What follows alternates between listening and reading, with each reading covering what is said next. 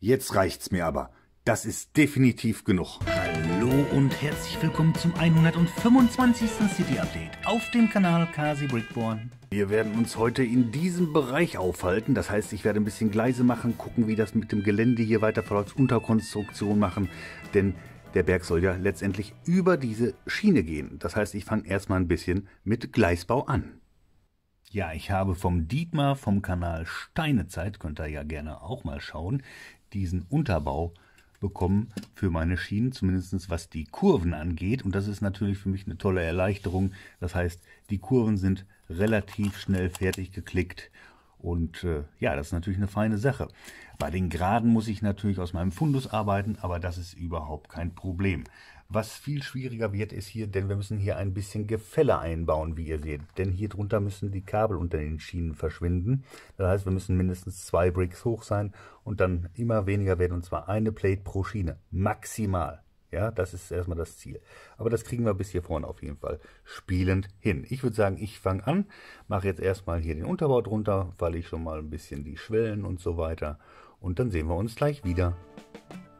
Hier nehme ich euch ganz kurz einmal mit ins Speedbild rein. Was mache ich hier? Ich mache den Unterbau und das ist alles ganz einfach mit 4x8, 2x4 Plates. Dann kommen anschließend die Flat Tiles drauf in 1x4 und die 1x1 ebenso. Ein bisschen Schotter und so habe ich auch noch angedeutet, beziehungsweise Dreck in Dark Green, in Dark Tan und in braunen Noppen. Das ist im Tunnel auch eigentlich ziemlich egal, aber so ein bisschen wollte ich schon da haben.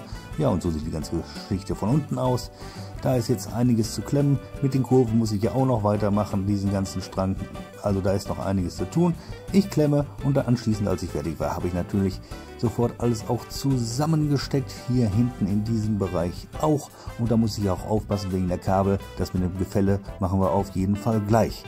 Ja, tolle Sache, wie ich finde. Also ich bin auf jeden Fall bis hierhin erstmal zufrieden. Ja, das sieht doch schon beachtlich aus. Das waren jetzt insgesamt 9 Schienenteile, die ich hier bearbeitet habe und festgeklickt habe. Das sieht doch alles schon gar nicht mal so übel aus. Jetzt müssen wir hier hinten, wie gesagt, das Ganze in 2 Bricks Höhe höher setzen und dann so langsam auslaufend hier bis auf 0 quasi gehen mit der Höhe. Also quasi die Strecke richtig austarieren von der Höhe her. Und da beginne ich jetzt auf jeden Fall erstmal mit, aber erstmal nur mit dem Teil von dem Kabel bis hier vorne zur Kurve.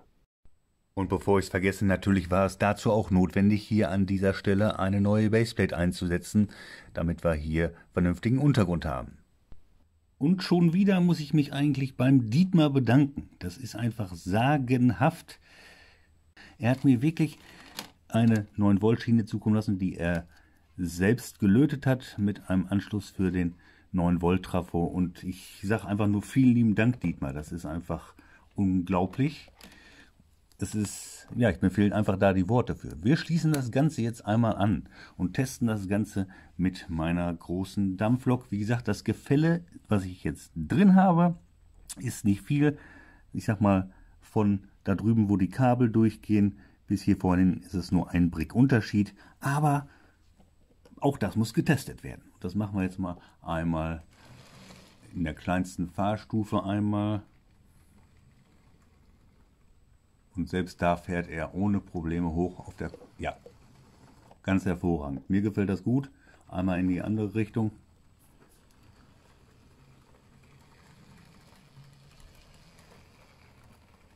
Ganz geschmeidig. Also mir gefällt das. Das können wir auf jeden Fall so lassen. Denkt ihr, nein, können wir nicht so lassen, denn ich nehme euch mal eben mit und zeige euch warum. So, jetzt habe ich mal ein bisschen Licht dazu angemacht und wir gucken uns das Ganze von oben an. Diese Lok schert vorne und hinten am meisten aus von meinen Loks. Und wir haben wirklich das Problem an dieser Stelle. Ihr seht es. Diese Ecke, diese graue, ich versuche es nochmal direkt von oben, es passt so gerade eben, aber auch diese blaue Ecke, die müssen wir noch entfernen. Das wird jetzt nicht ganz so einfach sein, denn ich muss das Ganze nochmal im Prinzip so ein bisschen hier vorsichtig anheben. Der Vorteil ist, ich kann hier ein bisschen die Baseplates immer runterdrücken, weil der Velurteppich da drunter ist. Das ist natürlich jetzt mein Vorteil. Das heißt, ich die Ecke muss jetzt erstmal auf jeden Fall gemacht werden, definitiv. Vielleicht sogar einfach auch diese blaue Ecke nochmal weg, denn wir müssen ja so ein bisschen die Tunnelinnenwand ja auch mal hier gestalten. Also ich lege jetzt hier los. So, an der Stelle habe ich das jetzt hier alles zurückgebaut. Das war doch gar nicht mal so einfach. Das ließ sich doch nicht so gut hier drunter wegziehen alles und vor allen Dingen noch schlimmer war, das alles neu drunter zu bauen. Aber es hat sich definitiv gelohnt und das testen wir jetzt mal einmal mit meiner Lok mal eben. Moment, ich muss das direkt von oben zeigen. Moment. So. So, jetzt haben wir nämlich Platz. Das war nämlich erstmal soweit mein Ziel.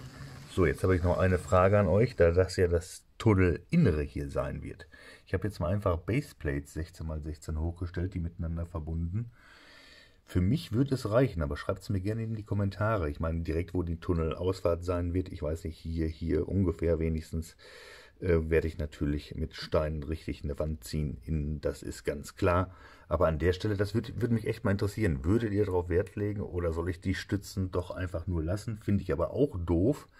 Denn wenn mal eine Kamera da durchfährt, ist es auch nicht ganz so prickelnd. Und dafür reicht es normal, wenn man hier den Anfang sieht. Aber schreibt es mir gerne in die Kommentare. Ja, was machen wir jetzt?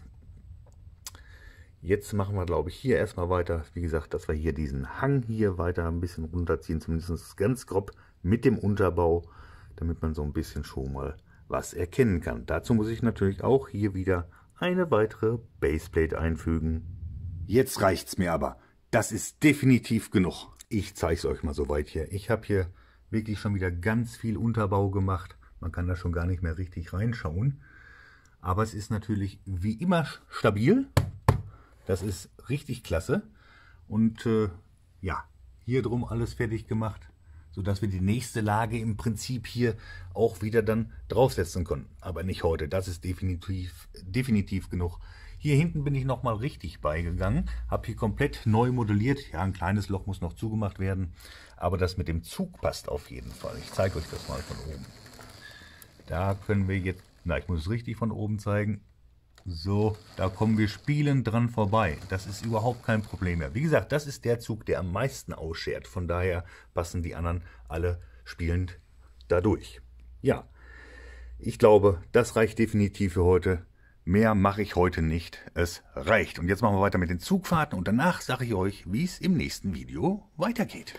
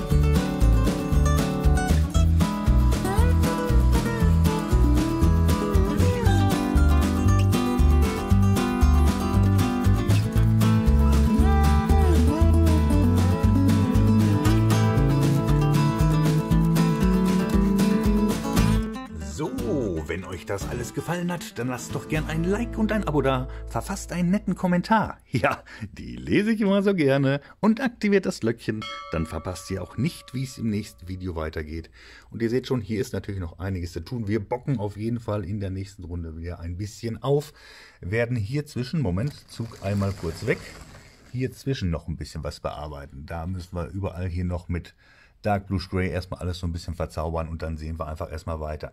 Nur, dass so ganz grob, wie gesagt, hier erstmal innen alles gestaltet ist, bevor wir dann irgendwann nicht mehr drankommen. Ja, und wie gesagt, vergesst nicht die Geschichte. Was meint ihr jetzt zu dieser Geschichte hier mit den hochgestellten Baseplates? Wie gesagt, die wird man irgendwann dann auf die Entfernung nicht mehr sehen können. Aber das würde mich echt nochmal interessieren.